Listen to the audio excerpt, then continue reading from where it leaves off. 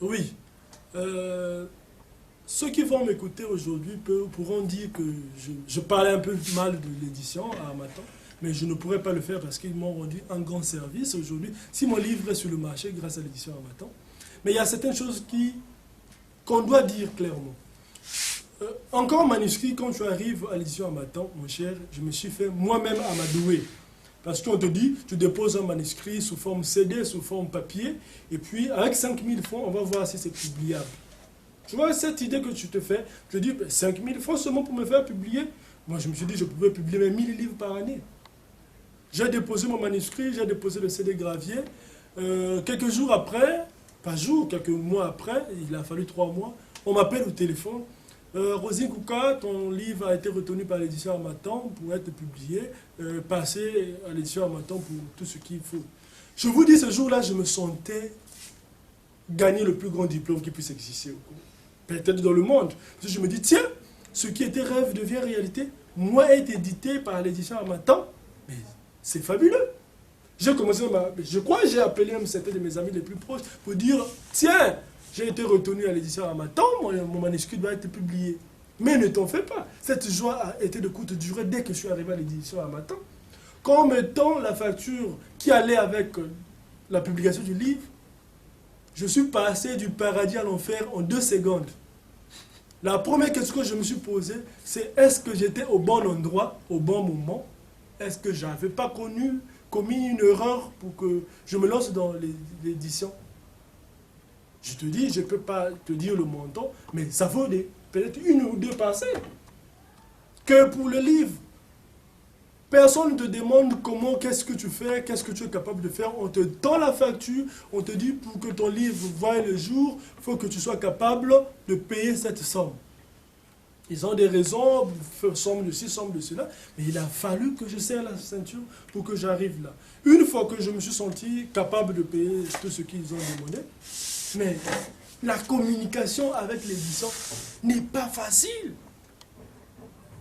C'est pas facile, je te dis qu'il y a des moments où les gens te répondent comme si tu étais un danger public. Alors que tu es dans tes droits, dans tes besoins, parfois on ne t'encourage pas. Alors que je me sentais jeune, je me confiais à eux. Mais on te dit, paye ceci, paye cela, fais ceci, il faut attendre. Il a fallu 2 ans, plus même, pour que le livre apparaisse enfin. Je te dis, j'ai déposé le livre le 8 janvier 2014. Il a apparu en avril 2016. Une fois que le livre a apparu, je suis parti, on t'a déposé tout ce qu'il te faut comme lot. Il n'y a pas d'accompagnement à cette grande édition. C'est ce qui fait parfois mal. On se dit, ben, j'ai mes livres. Qu'est-ce que je dois en faire avec? Aujourd'hui, je suis heureux que je sois reçu par l'Institut français, qui nous ouvre les portes, qui nous valorise. Mais ce n'est pas grâce à eux. Je suis obligé de me battre pour que j'ouvre certaines portes, pour que je sois visible, pour que le livre soit visible. Et alors que aujourd'hui, je commence à apprendre qu'il y a d'autres éditions qui sont capables de faire ce genre de choses. Mais tu viens de dire tout à l'heure qu'en 2 secondes, tu es passé du paradis à l'enfer. Est-ce que ce ne sont pas des propos très durs à l'encontre de l'édition?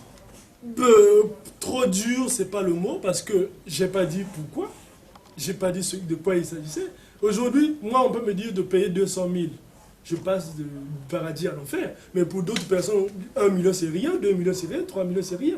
Donc, si je dis du paradis à l'enfer, c'est par rapport à l'idée que moi-même, je m'étais faite. Cette idée, en disant qu'avec 5 000, je me faisais publier ou avec quelque chose d'autre, ou des petites sommes. Vu ce qu'ils m'ont présenté comme facture, pour moi, par rapport à mes moyens, en ce moment-là, je te dis, jeune que je suis, pas de revenus à gauche, à droite, c'était pour moi difficile d'en faire face. Alors, au-delà de toutes ces difficultés, le livre, comment se porte-t-il? Le livre, je dirais que se porte bien, grâce à certaines personnes très aimables, et puis grâce à vous, qui avez ce temps d'accorder à l'auteur de la visibilité ici, et puis d'ailleurs, grâce aussi à certains milieux comme l'Institut français aujourd'hui, qui te permet aujourd'hui de te présenter. D'ailleurs, la présentation viendra, ils m'ont déjà promis cela, et ils travaillent sur ça, nous tous nous travaillons sur ça, que la présentation du livre comme tel va se faire ici. Mais je me demande déjà, s'il s'agissait que je loue une salle, et tout ce qui va avec, combien j'aurais encore dépensé. Mais chez eux, ils me demandent absolument rien, que ma présence même, la sonorisation et à la charge de l'Institut français. C'est pourquoi je dis, le livre va bien, dès alors que je peux toucher les endroits comme celui-ci, je peux que dire bien. Dès alors que vous aussi, vous pouvez vous intéresser à moi, aujourd'hui, de me sacrifier votre temps, je peux dire que le livre va bien. Mais en termes de visibilité, je suis un peu réticent, en ce que je suis le seul à se battre, à ce que le livre soit visible. Pire encore, que ceux qui devaient m'accompagner ne le font pas. Alors, dans les ventes, le livre se voit à combien? Et où peut-on s'en procurer? Comme nous procure les avantages de l'édition Harmattan, le livre est disponible dans toute l'édition Harmattan. Disponible, c'est le mot que nous utilisons à l'édition Harmattan, parce que vous ne partirez pas seulement rencontrer le livre, parfois qui n'y sera pas, mais vous avez cette possibilité de passer la commande à n'importe quelle édition Harmattan. C'est ce qu'on appelle chez eux visibilité et disponibilité. Donc le livre, partout où l'édition Harmattan est présente, vous passez votre commande, vous aurez le livre. La plupart des ventes se passent avec l'auteur que je suis. Donc j'ai un numéro que j'utilise. Tous ceux qui veulent avoir le livre pourraient utiliser ce numéro qui sera affiché aussi dans ce reportage, bien sûr. Alors d'accord, maintenant Bon, ce qui concerne le prix, je sais que beaucoup de Congolais ont crié waouh, mais ils ont fini par débourser parce que le livre a sa valeur, le papier aussi a sa valeur. Le livre est vendu à 24 €, qui fait 15 600 chez nous. C'est un prix, bon, les gens trouvent parfois excessif, mais qui va avec ce qui est, selon certaines personnes. Oh, mais à qui sait acheter des livres? On sait que 15 000 francs, de toute façon, ce n'est rien. Les ouvrages, généralement, coûtent excessivement cher. Mais il y a certainement des gens dont tu connais qui ont lu ton ouvrage, qui ont donné leur avis et leur appréciation. Pourrais-tu nous partager quelques-unes de ces... En parlant du retour, c'est étonnant parfois d'écouter certaines personnes te dire « c'est bien, j'ai lu le livre, c'est extraordinaire » ou chacun peut dire, utiliser le mot qu'il veut. Cela ne peut que me réjouir, mais les critiques ne pourront pas manquer parce que le livre, comme en courant littéraire, dépend de la manière qu'on apprécie d'abord ce courant. Ceux qui n'aiment pas les contes, qu'importe la manière que tu les raconterais, je ne pense pas qu'ils vont s'y intéresser. Et ceux qui ont des contes, je te dis que le retour est très positif. Aujourd'hui, voir que même il y a des professeurs qui ont témoigné pour ça, non, je ne peux que me réjouir. Je ne peux que me réjouir, pas seulement du travail bien fait, mais en ce que les gens reconnaissent en jeunes des potentiels que le pays peut exploiter. On n'est pas toujours écouté. Quand on fait un premier travail, souvent on n'est pas également regardé. Mais je crois que la persévérance est une qualité qu'il doit avoir. S'il ne l'a pas, il doit le cultiver. Parce que quand on a commencé, ça veut dire qu'il en fera. Et ça, c'est une marque vraiment de quelqu'un qui a quelque chose en lui. Il a un potentiel qu'il faut vraiment valoriser. Il a un potentiel. Je ne suis pas littéraire, je ne suis pas critique, hein, mais bon, on a encadré beaucoup de jeunes et quand on voit les jeunes sortir comme ça du monde spontanément, on ne peut être qu'heureux. Non seulement nous, mais la nation congolaise doit être heureuse aussi. Le livre, je l'ai feuilleté, j'ai vu vraiment, je suis très ravie. Moi, je suis très ravie de ce que Rosie a écrit dans son bouquet. Vraiment, quand il m'a présenté le livre, je ne sais pas, c'est-à-dire quand j'ai tenu ça, j'avais des émotions. En tout cas, j'étais émotionnée. Je me suis dit vraiment que Dieu te prête encore beaucoup des inspirations pour en voir plusieurs. Dr Bondouzi Boubaki Roselite, médecin lieutenant, gynécologue. Je connais Rosie depuis l'hôpital militaire. C'est un garçon que j'ai beaucoup apprécié parce qu'il est travailleur, beaucoup travailleur, et puis très poli, très serviable. Et c'est ça qui m'a marqué en lui, et c'est pour ça que C'est pour ça que je me suis accrochée à toi. Et alors, je suis très heureuse parce qu'il y a à peine quelques mois que je découvre que mon Rosy à moi était écrivain, ce qui est un don qui m'a caché. J'ai été très contente de savoir qu'il avait rédigé un livre. Et donc, dès qu'il m'a parlé de l'arrivée, j'ai dit, il faut que je l'aie, il faut que je l'aie, il faut que je le lise. Je suis fière. Fière de t'avoir comme frère. Je suis fière de t'avoir comme écrivain. Parce que c'est pas donné à tout le monde d'écrire. Alors, faire une œuvre pareille, ça fait combien de pages? Près de 300 pages. Près de 300 pages, c'est pas donné à tout le monde. C'est pour ça que je réitère en disant que je suis très fière de toi. Je suis très honorée parce que j'ai le livre entre mes mains. C'est tout un honneur. Alors, je te disais la dernière fois, tu t'es éternisée. Donc, à travers ces œuvres, Rosy, tu es éternelle alors. C'est pour moi un honneur de le tenir, de le lire. Maintenant, je souhaiterais que tu continues dans cette lancée. Je prierais que certaines personnes qui peuvent le faire t'aident à aller encore plus de l'avant parce que c'est pas toujours évident, c'est pas facile. Ceux qui ont lu l'ouvrage, que disent-ils? La plupart du temps, les seuls mots qui reviennent, c'est fantastique, c'est loin des mythes, c'est plus proche de la réalité. Et puis, va en avant, continue à en faire plus, on sera là pour t'encourager. Mais encourager, on ne sait pas comment, mais ils sont là pour m'encourager. Ah, d'accord. Alors, là, nous allons entrer maintenant dans le contenu de l'ouvrage, La Voix du Sage. Rosy, un peu plus haut dans notre interview, tu nous as dit pourquoi tu avais intitulé cet ouvrage, Écouter la voix du sage, conte du Congo-Brazzaville.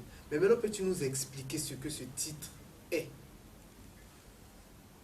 En gros, même dans les manuscrits, écouter la voix du sage existait partout. C'est parce que la voix du sage, c'est le nom de la narration que j'ai utilisé pour le livre, pour tous les contes. Donc tu es la voix du sage. Je suis la voix du sage par la narration. Parce que je suis Rosy Nkouka Philor. Quand je compte, je suis la voix du sage. En ce que je suis la voix du sage, partout, à la fin de chaque conte, vous allez toujours voir, on écrit la voix du sage, la voix du sage, la voix du sage. Donc, le titre vient de ce nom de la narration. Quand je dis écoutez la voix du sage, écoutez la voix du sage, quand je veux me présenter quelque part pour inviter les gens, avec mon slogan à la fin, je dis écoutez la voix du sage. Ceux-là ont pensé que c'était mieux que nous disions pour ce livre, écoutez la voix du sage, car c'est la voix du sage qui parle. Donc le titre est tout juste le résumé de celui qui parle dans ce livre, qui n'est pas Rosy Nkouka, mais qui est plutôt la voix du sage. C'est quand même complexe. C'est pas complexe, parce que aujourd'hui, moi, Rosy Nkouka, je peux me présenter quelque part comme un sage. Mais pourquoi la voix du sage? C'est parce qu'à un certain moment, dès que je me suis rendu capable que je pouvais écrire, je me suis dit, tiens, il y a une voix sage dans moi qui me parle. Donc moi, je ne suis que porte-parole, je ne suis que celui qui est utilisé par cette voix de sagesse qui est en moi. C'est pourquoi ne pas vouloir s'accaparer de ce bonheur de la voix du sage, j'ai voulu que le nom de la narration reste la voix du sage. Donc cette voix qui me parle, qui m'inspire, qui me permet d'écrire ces contes. Oh, d'accord. Alors, ceux qui ont lu l'ouvrage parlent de la qualité de ces contes, Oui. de la beauté, du style qui est bon. Mais pourquoi as-tu choisi le conte? Pourquoi pas autre chose? Pourquoi pas un autre style, mais le conte? Oui, ça c'est une question très capitale, parce que déjà moi-même j'ai lu plus de romans que des contes, mais dès que je me suis approché des contes, il y a eu une grande attraction.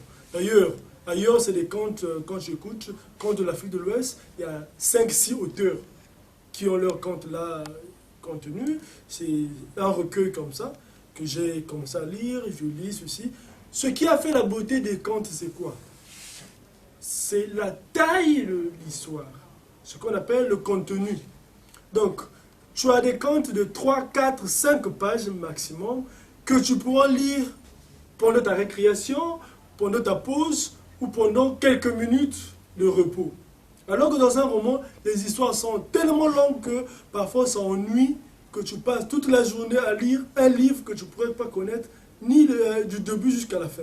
Dans le conte, tu as cette chance, au bout de 30 minutes, que tu lises une histoire de son début jusqu'à sa fin.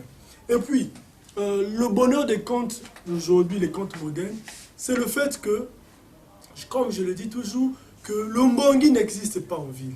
Revenons à ce grand mot mbongi. Aujourd'hui, nos parents, nos grands-pères connaissent le mbongi.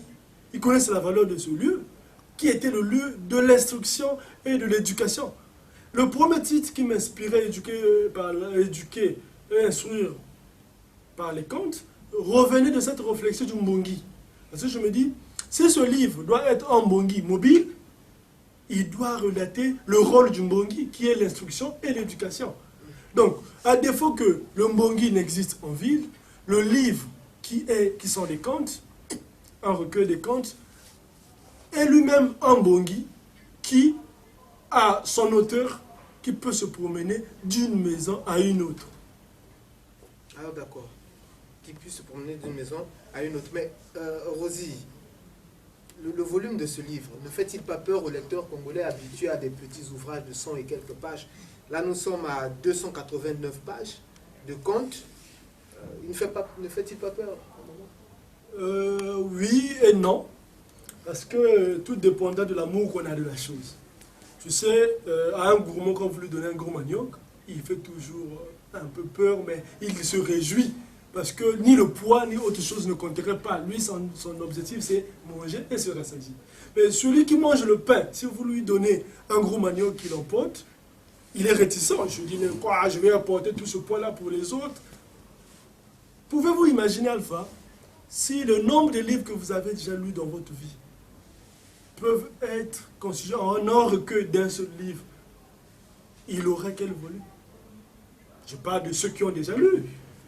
Parce que le problème, ce n'est pas une course à la montre pour que tu lises ce livre. Ce n'est pas un devoir du lendemain où tu dois finir ça du jour au lendemain. Mais c'est un livre qui est destiné à une vie de tous les jours. Donc, si tu peux lire, d'ailleurs, un recueil qui a 46 contes, pour 289 pages, je ne vois pas comment il est gros. Il suffit seulement de faire la moyenne 289 divisé par 46. Vous verrez que la moyenne ne fait même pas 10 pages, mais pas 5 pages. Donc, la vie du lecteur, ce n'est pas que ce soit gros, mais que plutôt que ce soit attirant, captatif, plutôt que celui qui lit se retrouve dans l'histoire. Mon style est celui qui invite le lecteur. Je suis comme un bateau qui doit naviguer, mais le capitaine, c'est lui-même le lecteur. Pourquoi je dis le capitaine, c'est le lecteur?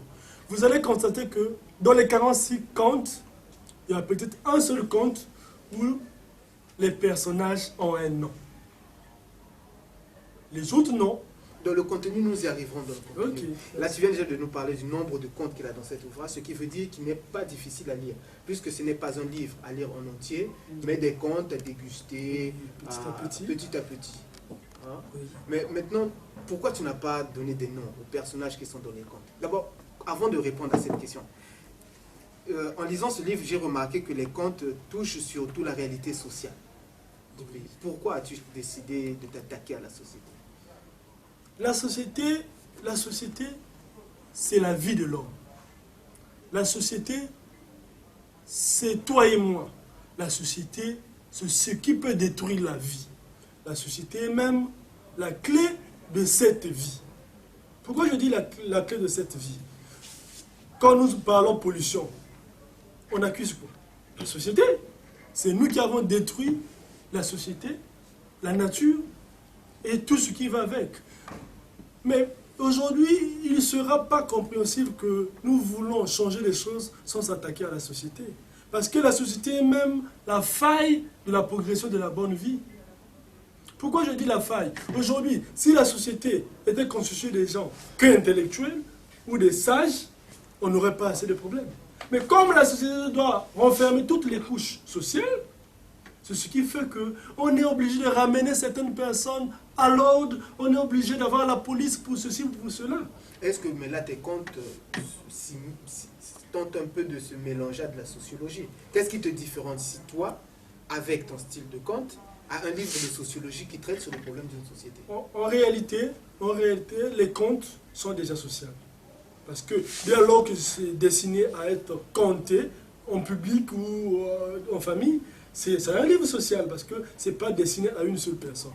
Maintenant, pour dire qu'il y a une différence avec les livres de sociologie, je peux dire oui et non. Parce que ici, nous traitons aussi des faits de société, donc ce qu'on appelle un fait social. Parce que seul le fait social a besoin d'une réponse. Quand on parle de la mode, c'est un fait social. Donc s'il s'agit que j'écrive un conte sur la mode, j'exploite un fait social, donc je suis dans la sociologie.